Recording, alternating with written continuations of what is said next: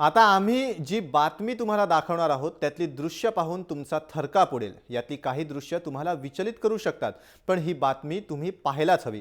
कारण निष्काळजीपणा आणि अतिघाई कशी संकटात नेते, थेट मृत्यूलाच आमंत्रण देते, यावरचा हा एक रिपोर्ट आहे। या घटना प्रत्यक्षात घडल्यात आणि त्या सुद्धा मुंबईमध्ये।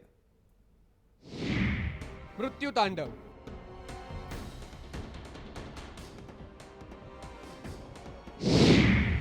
जीवघेणी घाई।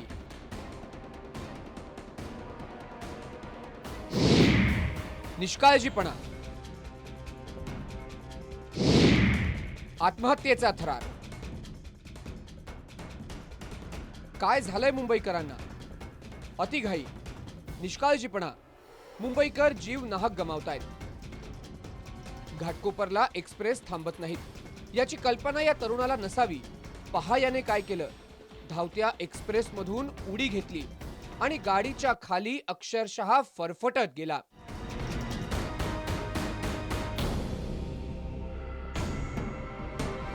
कुर्ला स्टेशनवरही चालत्या लोकल मधून उतरण्याच्या नादात एक युवक ट्रेन आणि प्लॅटफॉर्मच्या गॅपमध्ये अडकला।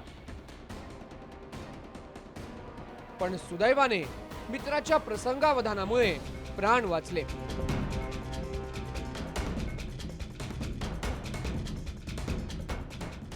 पोलीस वारंवार सांगतात, बाईक चालवताना डोक्यावर हेल्मेट घाला, पण काही होणार नाही या आवेशात आपण असतो।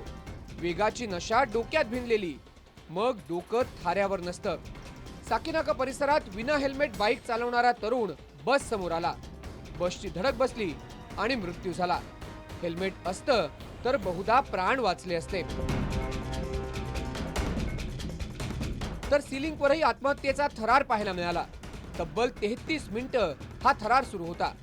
घरात भांडण झाल्यानंतर एक तरुण सिलिंगवर पोहोचला। रेलिंगवर उभा राहून आत्महत्या करण्याचा प्रयत्न करत होता, पण तेवढ्यात सिलिंग कर्मचाऱ्यांनी घटनास्थळी धाव घेतली, त्याच्याशी चर्चा केली।